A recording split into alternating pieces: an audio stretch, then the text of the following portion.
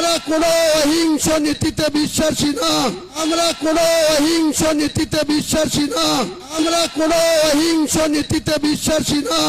নগর লড়বো, আমার home seat, আর বেলডাঙ্গা লড়বো, দুটো সিটেই জিতে দেখাবো। তারপরে আবার মুখ্যমন্ত্রীর কাছে যাব, গিয়ে জামাই আদরে আবার দলে হয়ে গেল শিলান্যাস, তৈরি হবে বাবরি মসজিদ। কোথায়?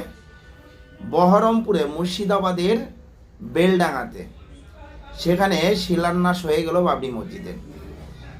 হুমায়ুন কবির বলছে যে 1992 সালে 6 ডিসেম্বর যে বাবরি মসজিদটি ভাঙা হয়েছিল সেই আদলেই তৈরি করা হবে এই মসজিদটি, বাবরি মসজিদ। তাও আবার সেই দিনটিকেই বেছে নিয়েছে যেদিন সেই অযোধ্যাতে ভাঙা হয়েছিল সেই দিনটি। এখন বিষয় হচ্ছে এই বাবরি মসজিদ করার পেছনে মমতা ব্যানার্জি আছে কি না। আপনাদের কি মনে হয় একটু মতামতটা জানাবেন। আমার যেটা অনুভব হয়েছে যে আপনারা দেখেছেন দীঘাতে জগন্নাথ মন্দির তৈরি করা হয়েছে। জগন্নাথ মন্দির নয়, সেটা হচ্ছে কালচারাল সেন্টার, সেটা তৈরি করা হয়েছে এবং সেটা যে সরকারি টাকায় করা হয়েছে, যার জন্য মমতা ব্যানার্জিকে অনেক খেসারত দিতে হয়েছে বা অনেক কাঠখড় পোড়াতে হয়েছে, অনেক অনেক কথা বলেছে। এবার সরাসরি যে সে থাকতে পারছে না, তার জন্য হুমায়ুন কবিরকে দল থেকে বহিষ্কার করলেন। দল থেকে বহিষ্কার করে মসজিদটি তৈরি করালেন হুমায়ুন কবিরের হাত দিয়ে, যাতে মুসলিম যে ভোট ব্যাংকটা থাকে সেই ভোট ব্যাংকটা যেন মমতা ব্যানার্জির ধরে থাকা যায়। কেননা এই কথা কেন বলছি, হুমায়ুন কবির বলছে যে আমি বেলডাঙ্গা আর রেজিনগর দুটো আসনে দাঁড়াবে, সেখানকার দুটো আসন জিতবে, জেতার পরে মমতা ব্যানার্জি জামাই আদর করে তাকে আবার সেই দলে নিয়ে নেবে। তাহলে এটা একদম পুরোপুরি গেম প্ল্যান। একবার শুনে নিন। নগর লড়বো, আমার হোম সিট, আর বেলডাঙ্গা লড়বো, দুটো সিটেই জিতে দেখাবো। তারপরে আবার মুখ্যমন্ত্রীর কাছে যাব, গিয়ে জামাই আদরে আবার দলে এই হয়েছে মূল পরিকল্পনা। মমতা ব্যানার্জির ইন্ধনেই এটা হয়েছে। সে যাই হোক, তার ধর্মের জিনিস তৈরি করেছে, এটা নিয়েও কোনো ইস্যু নয়। কিন্তু সেখানে কাতারে কাতারে লোক, কেউ রড, বালি, সিমেন্ট, পাথর, যে যা পেরেছে মাথায় করে নিয়ে এসছে, গাড়িতে করে নিয়ে এসে সেখানে দিচ্ছে।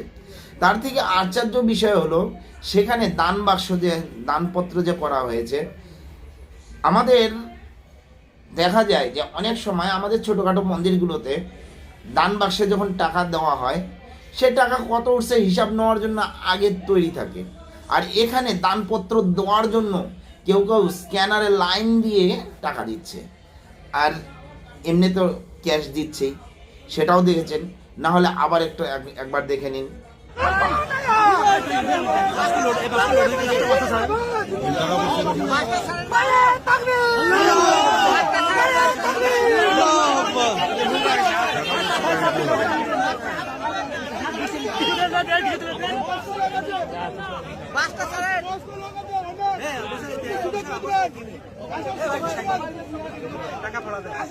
দেখেন সবাই 10 মিনিটের ভিতরে কত টাকা পড়ে গেছে, দেখেন কত টাকা পড়ে গেছে,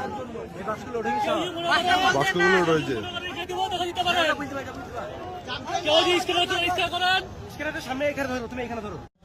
কিন্তু এর ভিতরে সবথেকে বড় বিষয় হলো হুমায়ুন কবির এখনো চিল্লিয়ে চিল্লিয়ে বলছে আমরা 37%। আজকে ভারতবর্ষে 145 কোটির মধ্যে 40 কোটি মুসলমানের বাস। এই বাংলায় 11.5 কোটির মধ্যে 4 কোটির বেশি মুসলমানের বাস। সেখানে আমরা একটা বাবরি মসজিদ করতে পারবো না? এত বড় হিম্মত! আমার মাথার দাম ঘোষণা করা হচ্ছে 1 কোটি টাকা। এত বড় হিম্মত! আমরা কোনো অহিংস নীতিতে বিশ্বাসী না। बंगाल में जो 37% मुसलमान आबादी है ये शहीद हो जाएगी, लेकिन ये बाबरी मस्जिद का एक भी ईंटा नहीं खुलने देगी, एक भी ईंटा नहीं खुल देगी। मेरा चैलेंज है। अब हुमायूं कबीर को केसग्र स्पर्श नहीं कर पाएगी। खुद महान अल्लाह ताला सृष्टिकर्ता मुसलमान के पास है, कुरान के हिफाजत के लिए है।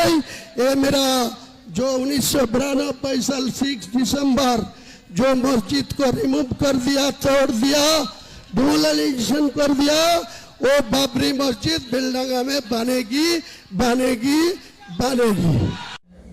এটা সকলকে কিন্তু বুঝতে হবে। বলছে আমরা এখন 37%, আমাদের কে ঠেকায়? বারবার চিল্লিয়ে চিল্লিয়ে বলছে যে আমরা 37%, আমাদেরকে কে ঠেকায়? তাহলে কথাটা কত বড় কথা। এবং ওরা বলছে, হুমায়ুন কবির সরাসরি বলছে আমরা অহিংসাতে বিশ্বাসী নয়। তার মানে কি? তারা চাইছে হিংসা করার জন্য, যেটা মালদা মুর্শিদাবাদে অলরেডি হয়ে গেছে, আপনারা দেখেছেন। এরা অহিংসাতে বিশ্বাসী নয়, এরা শান্তিপ্রিয় চায় না। হুমায়ুন কবিরের কথাতে একদম সরাসরি বোঝা যায়। কি বলেন আপনারা? এ বিষয়ে যদি কিছু বলার থাকে অবশ্যই জানাবেন। জয় হিন্দ, বন্দে মাতরম, ভারত মাতা কি জয়।